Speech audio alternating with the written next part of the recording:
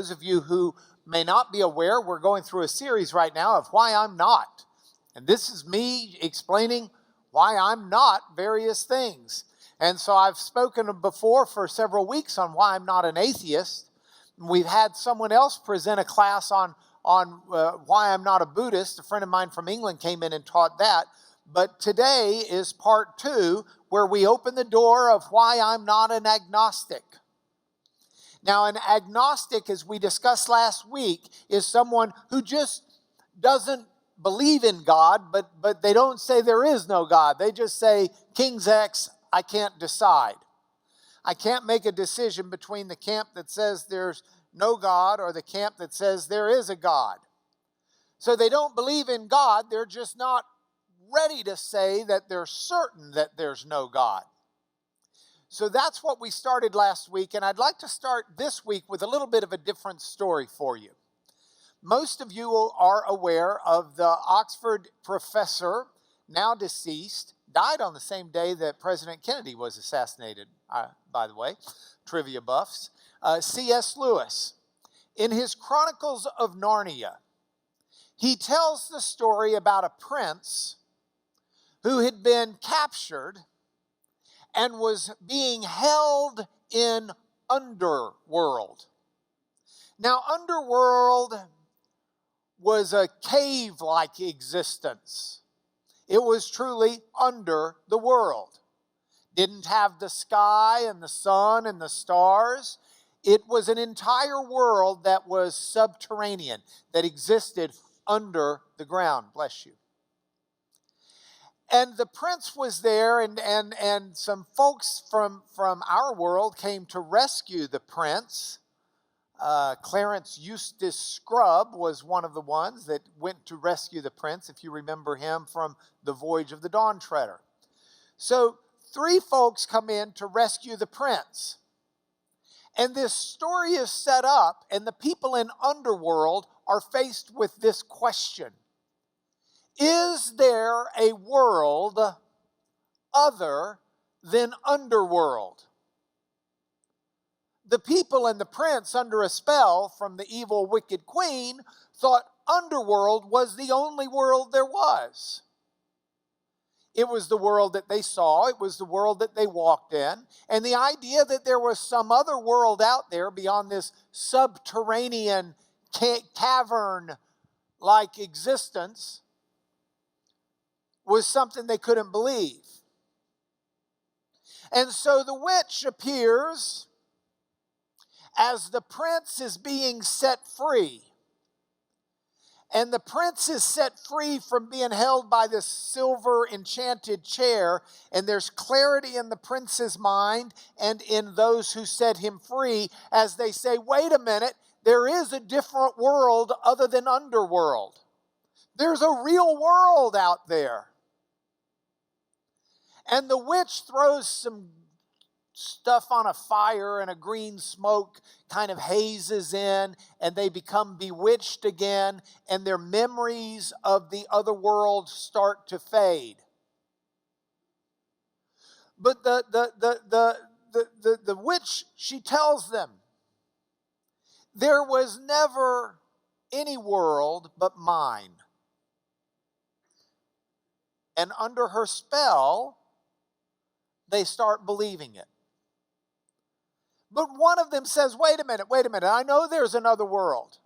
I remember there's another world because it has a sun. There's this sun that rises from one side and it goes across the sky and it sets. There's this sun. And she said, the witch says, oh, what is this silly sun of which you speak? What do you mean there's a sun? He says, well, it's like the lamps that are down here in underworld, except it's so much bigger than the lamps. She says, oh, right. And she says, what does this sun of yours hang from? Well, it doesn't really hang from anything. It's in the sky. She says, there never was a sun.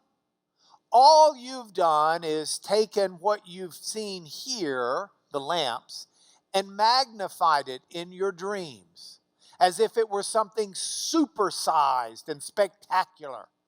But there is no other world than mine. There is no sun. All of this is just your dreaming, your imagination.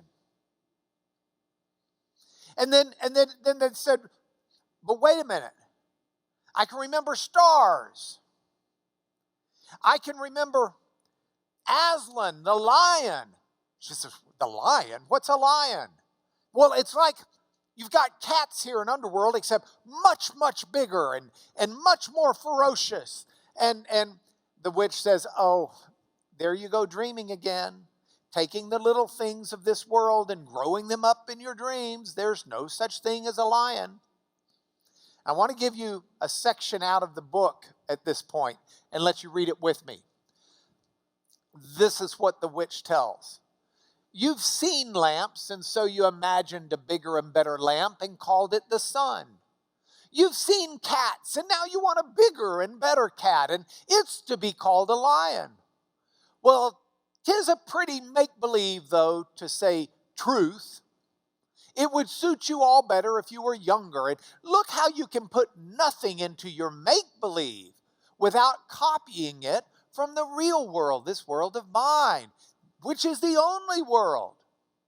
Even you children are too old for such play. Aren't you ashamed of your toys? Come, all of you, put these childish tricks away. I have work for you in the real world. There's no Narnia, there's no overworld, there's no sky, there's no sun, there's no God. Aslan, the lion.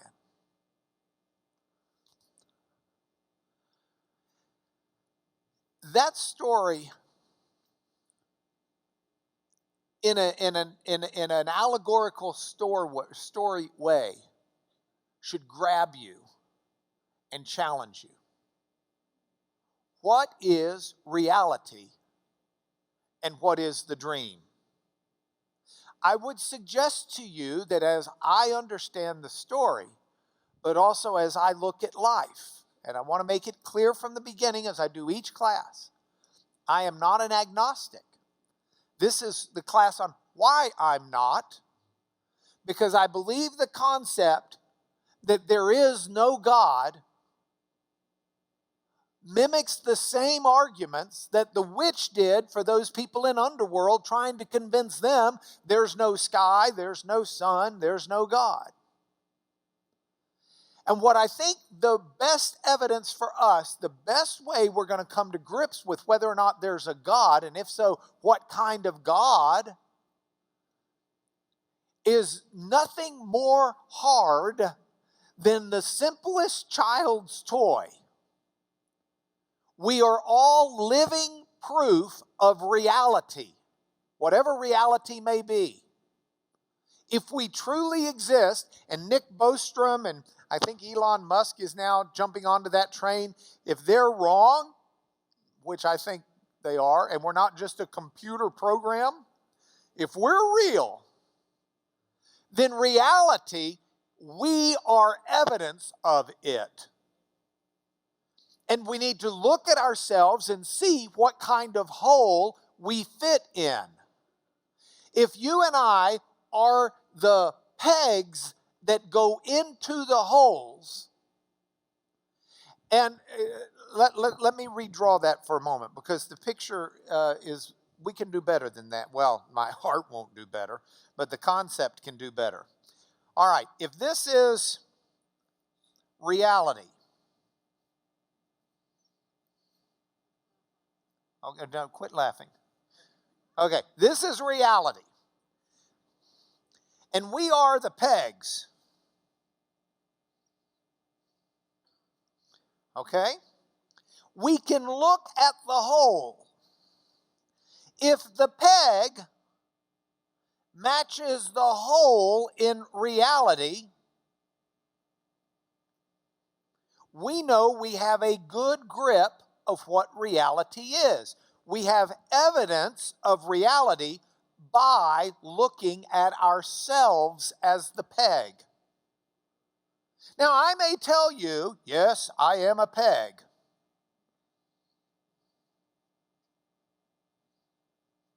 But if I am a square peg and I'm trying to wedge myself into a round hole, and that round hole is reality, then I am not consistent with reality. I might tell you I'm a square peg, but if I came from that hole, I'm not. So what I want us to do is I want us to look carefully and determine which world is real. I want us to figure out, is a worldview that says there is no God real, or is the worldview that says there is God real? Which one handles what are we, round pegs or square pegs? Which is reality? We know by looking at our lives. So I talked about this last week, but I need to put it back up here because these aren't, I heard it once, I've got it for the rest of my life concepts. And you can't understand the rest of this class without us building upon it. So let's take what we said last week, and it was interesting for me to get some emails from many of you last week. One of the emails I got from an agnostic was challenging some of these points. And it's a delightful opportunity for me to say, not only through the email, but for me to say here live, let's look at these again, because this is logic. This is not, Mark's just sitting there doing his lawyer thing. No, this is just 2 + 2 is 4. This is simple logic. Here it is.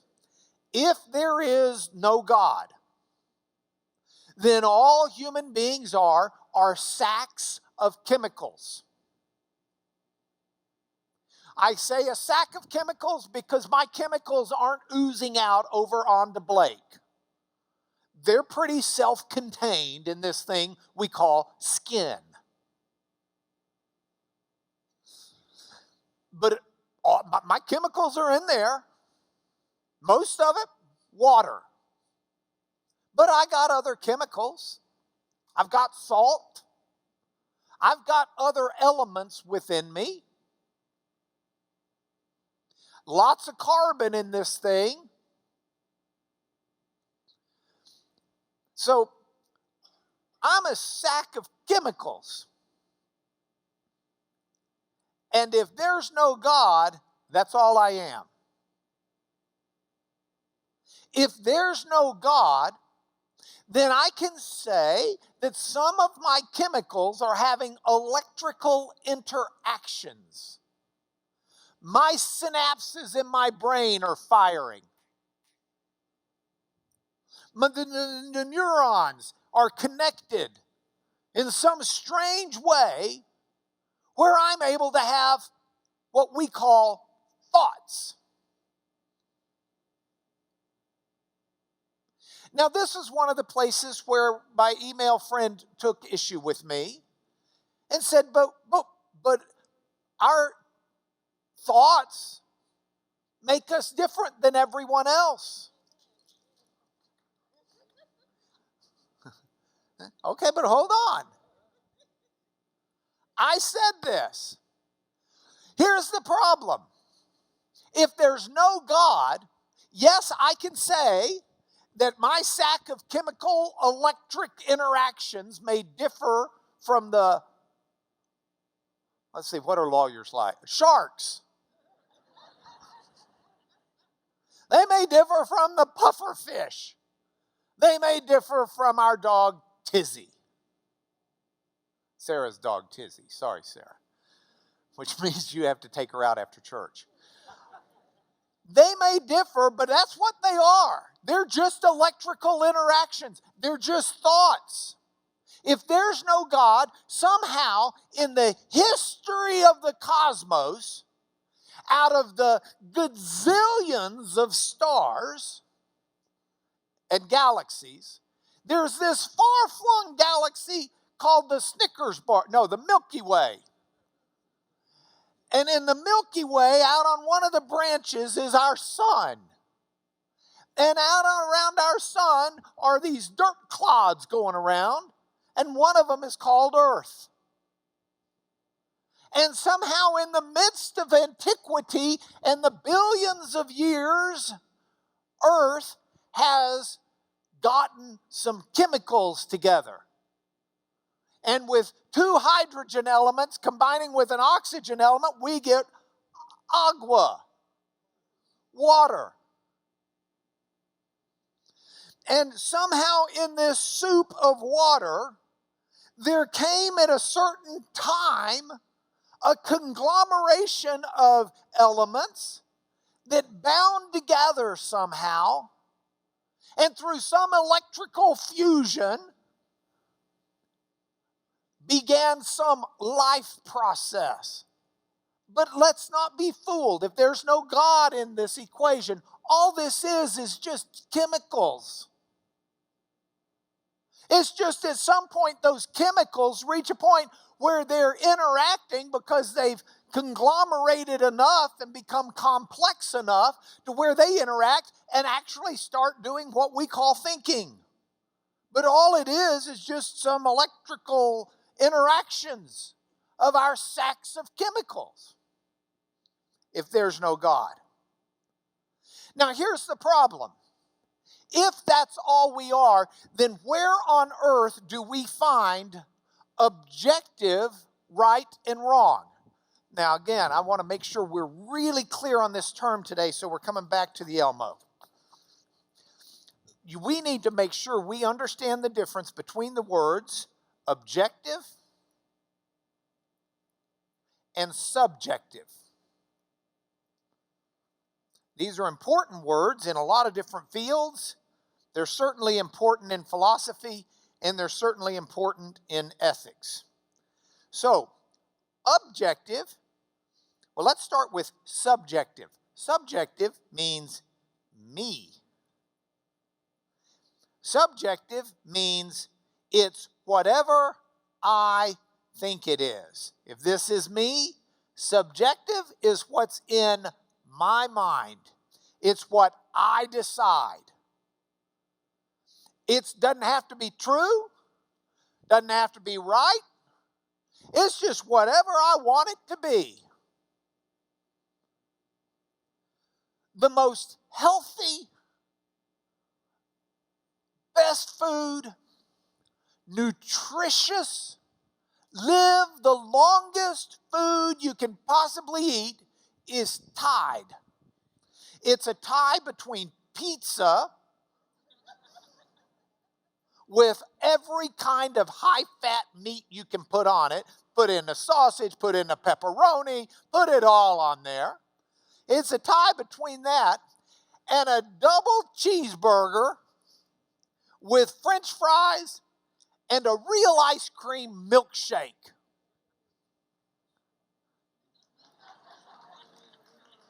Now, if I want to tell you that's the most nutritious food that could ever be existing for humanity, it digests easier than mother's milk. It does not make you obese. It does not increase your cholesterol. Blood pressure basically can disappear if you eat this. Get off all your medications. This is the diet to end all diets. And if it's not working for you totally, add chocolate. That's the only thing really missing. Make sure it's milk chocolate, extra heavy on the sugar. Okay? Now, I can tell you, but for me to tell you that's what I think, that's what I feel, I'm giving you the subjective opinion. That's my opinion. Okay? Objective means it's outside of me. It's not me, it's somewhere else. It's real, whether I think it's real or not. It's spinach, whether I think it is or not. It's lean fish, cooked without butter, whether I think it is or not. It's broccoli, whether I think it is or not. Steamed, again, not coated in butter and not with chocolate fondue all over it, or cheese sauce. Objective means something that's real outside of us. So when it comes to, instead of food, let's talk ethics. I may tell you it's very ethical when you're not looking for me to put my hand in your purse or your wallet and steal your money. Well, you can't do that. That's wrong. Oh, no. I feel in my heart it's right. It's only wrong if you do it to me. That is a subjective ethic. It all just, look, you're just a sack of chemicals anyway. Who says chemicals have property rights? Objective ethics means no, it is wrong to do certain things, whether we want to admit it or not. I cannot steal from you just because I want to and won't get caught. Now, we may argue over what the ethic is. We may say, well, you think it's wrong to do this, but I don't think it's wrong. That's an argument that we have to sort through. That's not what I'm saying here. I'm saying here this idea that there is a real right and wrong that is existing, whether you and I agree with it or not. That's an objective ethic. It's what's real, whether we agree or not. Most people will admit that raping someone is wrong, even if the rapist thinks it's okay to do. Because the rapist doesn't get to define what's right or wrong. Most people will agree that the ethnic cleansing of Hitler was wrong. Most people will agree that the institution of slavery in the Western world was wrong. Most people will agree that Stalin's death camps were wrong. And it doesn't matter what the people say. We know it's wrong. And when we know that, we're defining the kind of whole that is in reality. So, there's nothing that sets objective right and wrong if there is no God. If there's no God, look, if all we are is a sack of chemicals with electrical interactions, what is it in this grand cosmos that says it's wrong for one sack of chemicals to alter another sack of chemicals? Altering a sack of chemicals is a chemical way of saying kill, for example, or rape, for example, sexually assault, for example. If there's no God, now, there may be a reason we say, well, it's still wrong to do it, but it's not an objective. See, it's not something that's outside of us saying it. It's just something we've decided. We're going to look at that in a minute. But the bottom line is, if there's no God, space dust is space dust. And that's what we are. We've just come together in little sacks. We're little nodules of space dust doing electrical, chemical things in our brains. The contrary worldview is the one that's in the Judeo-Christian God that I'm using in this class, because that's the one I believe in. And it is that there is the blue circle I've put there. There's space and time. There is this cosmos. But outside of it is a God who is moral himself. Personal and moral. So there's something outside of all of us that can dictate what's good and evil, what's right and wrong, moral, immoral. We don't have to look to ourselves to make those determinations. We just need to understand what they are through contemplating the divine. So the Christian worldview says that there's an infinite and personal and moral God, and that we human beings are made uniquely in his image. There's a difference between us and the cattle of the field. There's a difference between us and the sharks of the ocean. There's a difference between us and the little sack of chemicals called the mosquito walking around with the Zika virus. That's a sack within a sack. There's a difference between us because, according to the Christian worldview, we're made where we're hardwired. We're already speaking the language of God's morality. It is stamped into the essence of who we are, and we couldn't get away from it if we tried. So these are very different worldviews. The idea that we're made in God's image, that we exist to be in a relationship with God, that we don't measure up, those are other things that we'll talk about as we get further down the line. But I said this slide last week. This is the square peg in the round hole.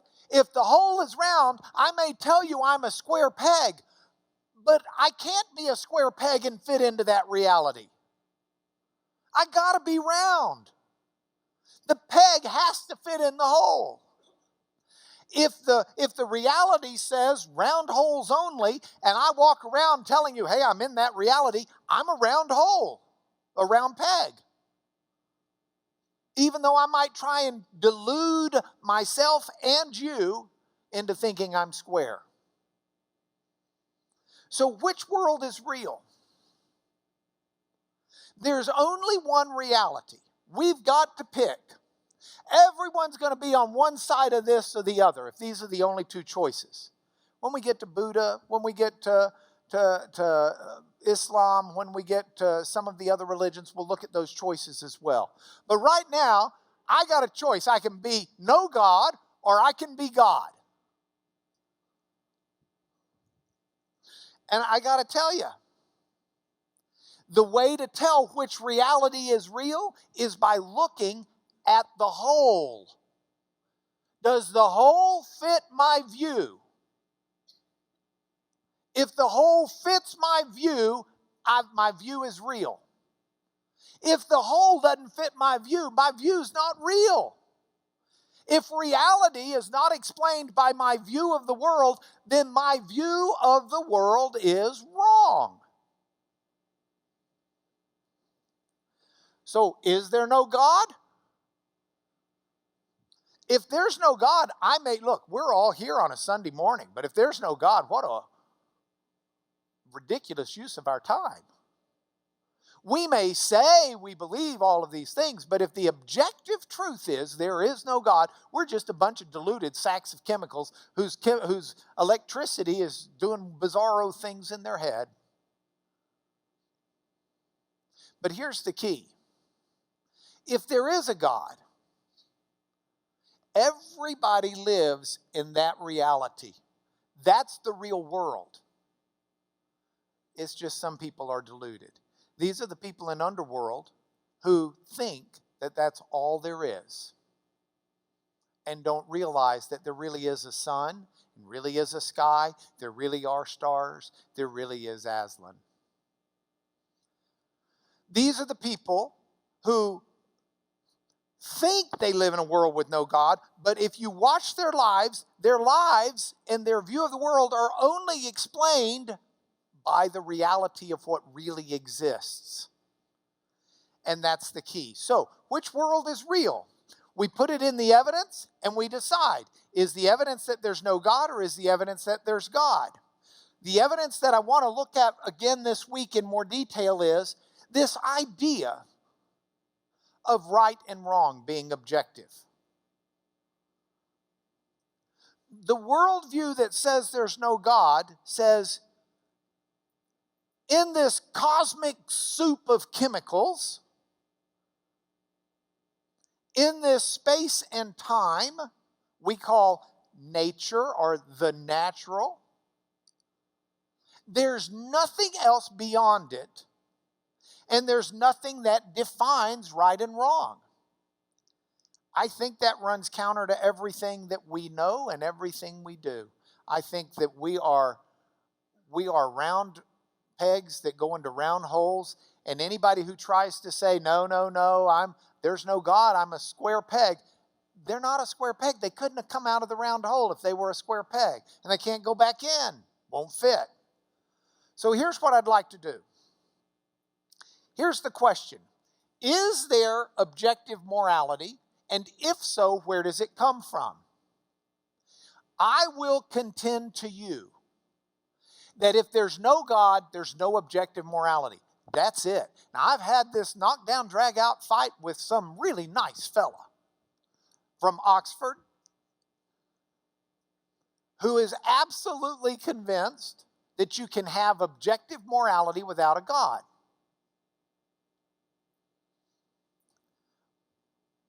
But he can't get there. It doesn't work. Let me explain.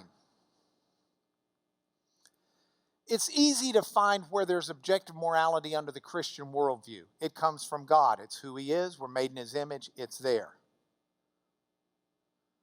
But what's the objective morality for us if there's no God? Is it what society decides? Do we just say, hey, objective morality is whatever the culture allows? Well, now I've got some bad news for you.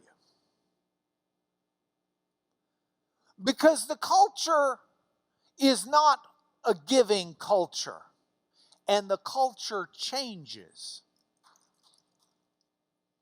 Our culture today, Miss Carolyn, can I use you as an example? You're a beautiful woman. Would you please come up here for just a moment? Do y'all know Miss Carolyn, our hat queen?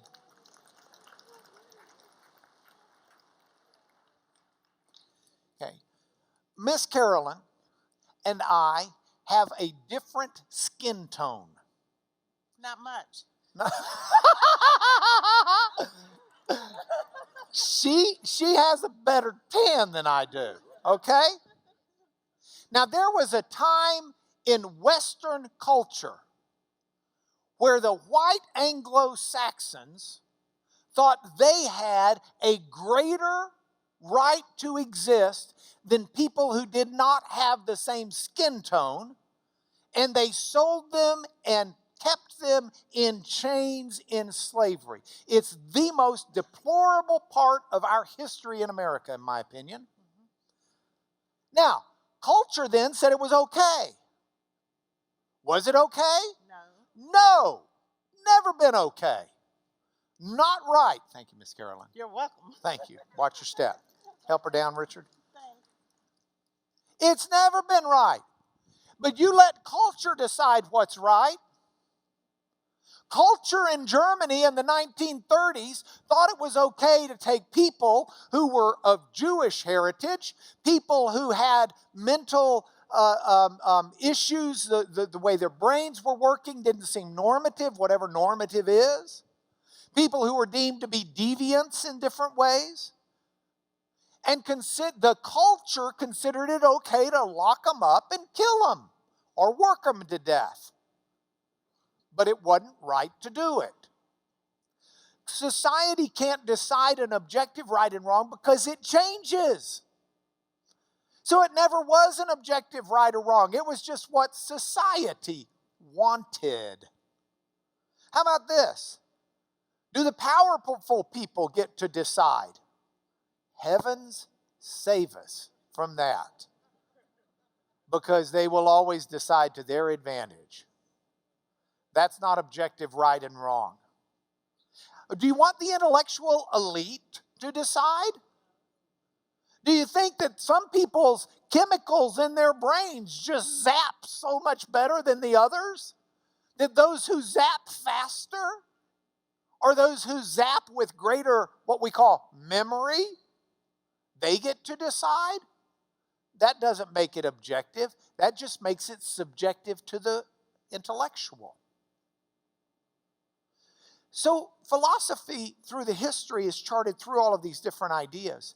And the current in vogue idea is this.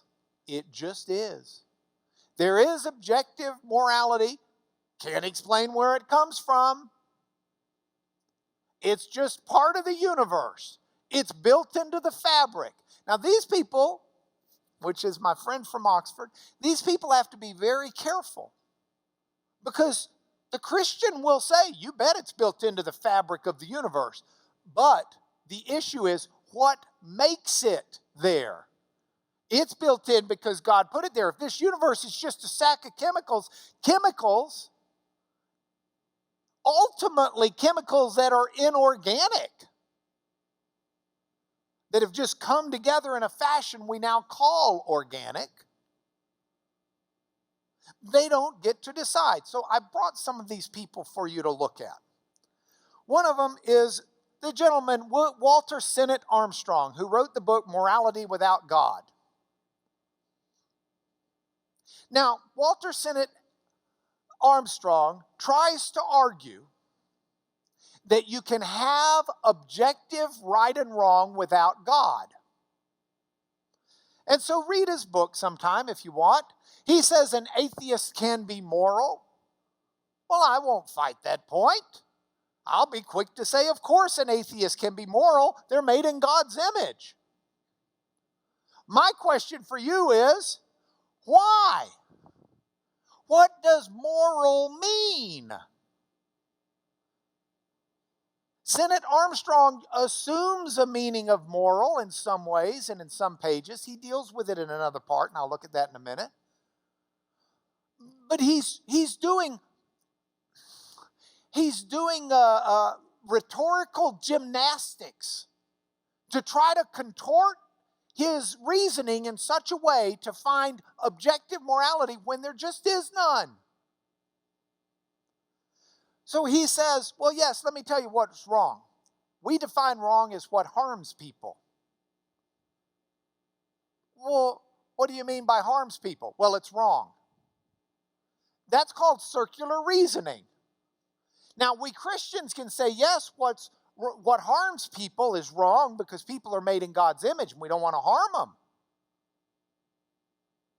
Sennett Armstrong's thesis applies in the Christian world, but if there's no God, it doesn't apply.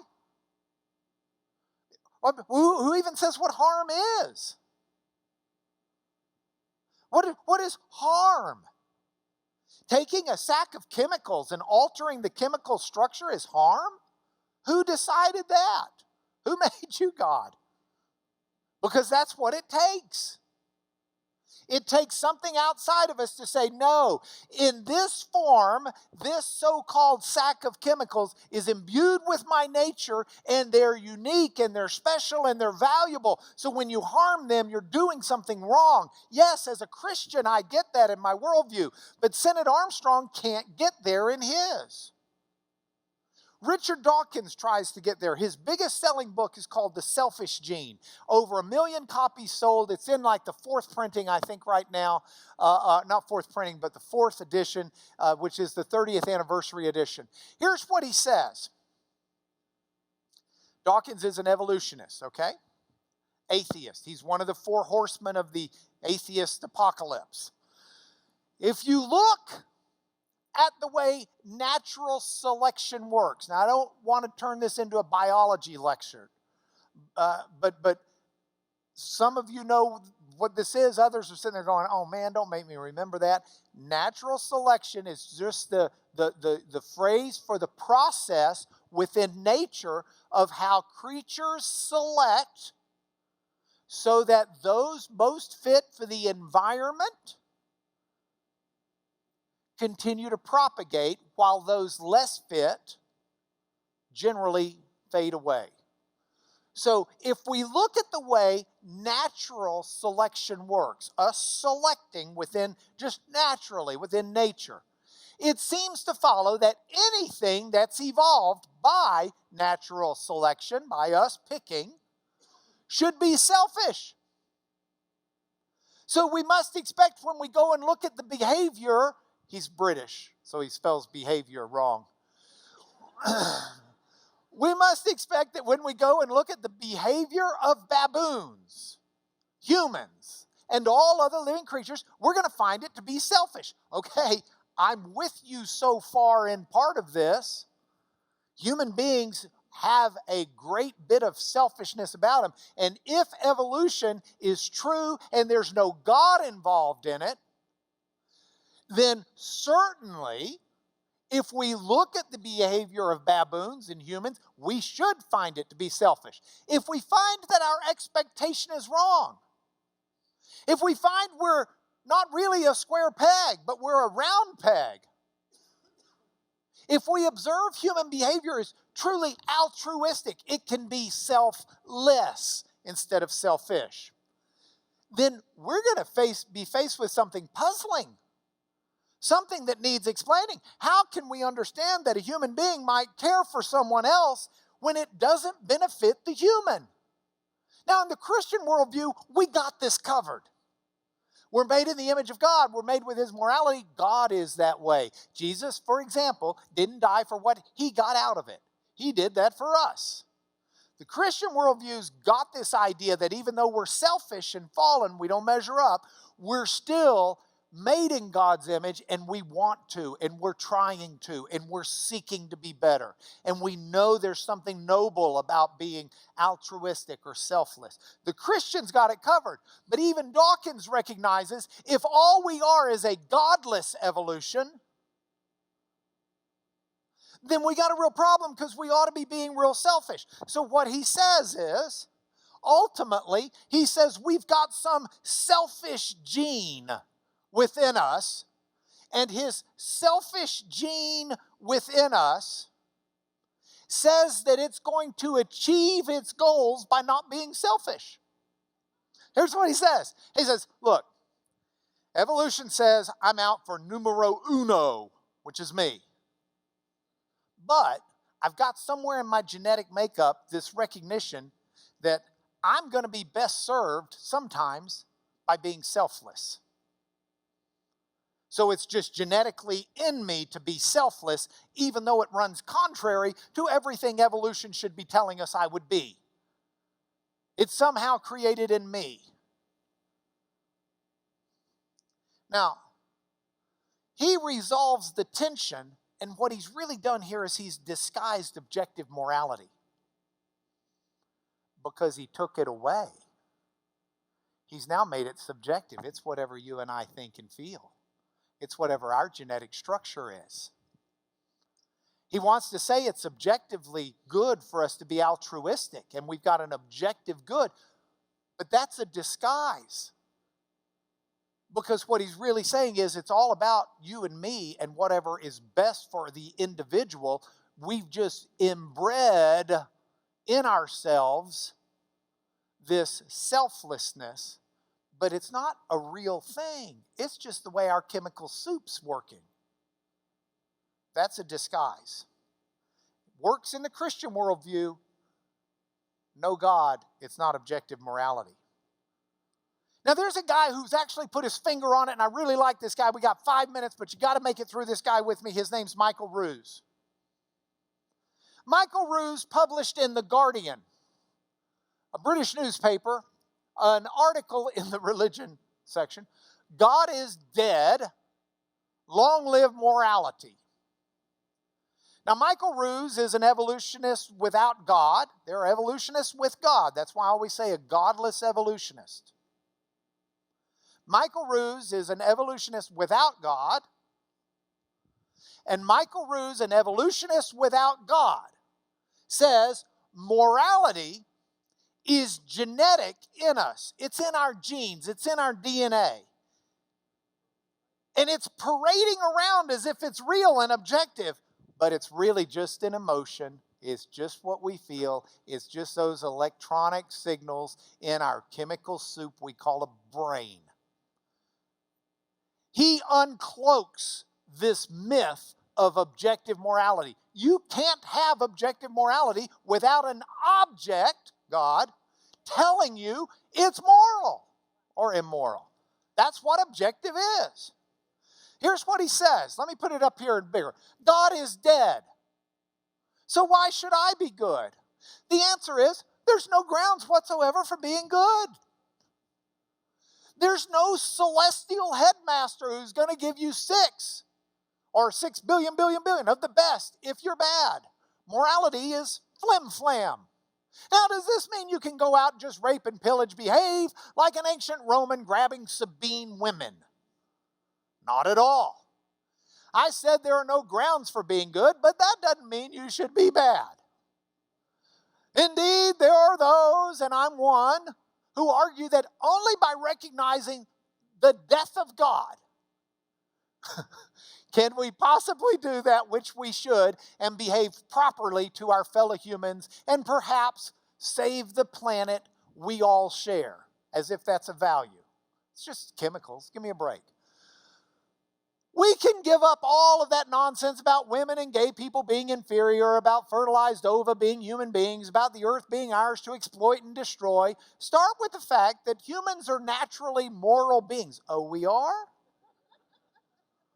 We want to get along with our fellows. We care about families. We feel we should put our hands in our pockets to protect or for the widows and orphans. It's not a matter of chance. It's not cultural primarily. Humans as animals have gone the route of sociality. We succeed, each of us individually, because we're part of a greater whole, and that whole is a lot better at surviving and reproducing than most other animals. Okay? So this is his effort to take Dawkins' selfish gene and continue to dress it up and hope you can find it. Morality is just a matter of emotions, like liking ice cream and sex and hating toothache and marking student papers. But it is and has to be a funny kind of emotion. It has to pretend that it's not an emotion. If we thought morality was no more than liking or not liking spinach, pretty quickly everything's going to break down. Before long, so I had to skip. Morality has to come across as something more than emotion. It has to appear to be objective, even though it isn't really. Why should I be good? Why should you be good? Because that's what morality demands of us. It's bigger than the both of us. It's laid on us. We must accept it, just like we accept 2 + 2 is 4. He says, it ain't real. There's no such thing as objective morality. But we need to pretend it is, because if people wake up and realize it's not, all hell, literally, will break loose. It will be all around us, because that's what hell is, the absence of God. And so he recognizes it and was bold enough to write it and not dress it up.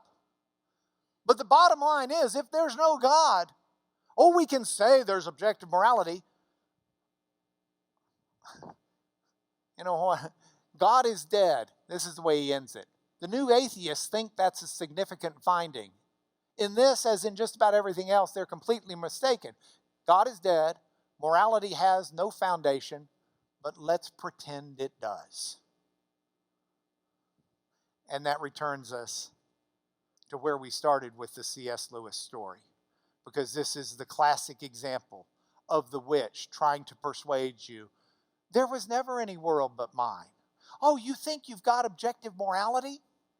There's no such thing as that, but you go right on ahead and pretend there is, because otherwise you might steal my stuff. If there is, there is. If there's not, there's not. But everything in my life says that there is. And that's why anybody who's got a worldview that says the whole is a square is wrong. We're out of time. Do you want to take can I have 3 minutes for the Phil Keaggy song? Here's your Phil Keaggy song, with thanks to the Monkees and Neil Diamond, who wrote the original. So here we go.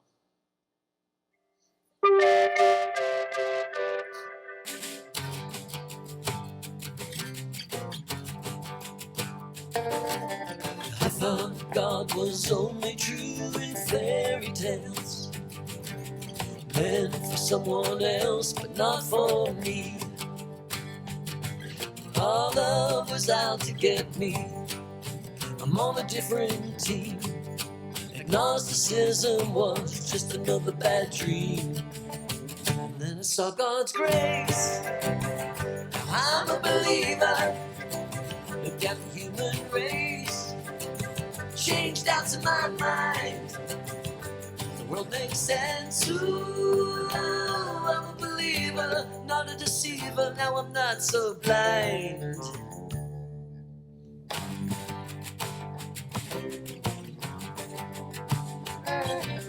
I thought God was more or less a silly thing. The more I thought, the less I was so sure.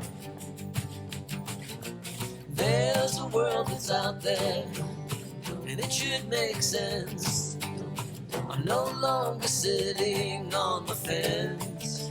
And then I saw God's grace. Now I'm a believer. Look at the human race. Changed out in my mind. The world makes sense. Ooh, I'm a believer, not a deceiver. Now I'm not so blind.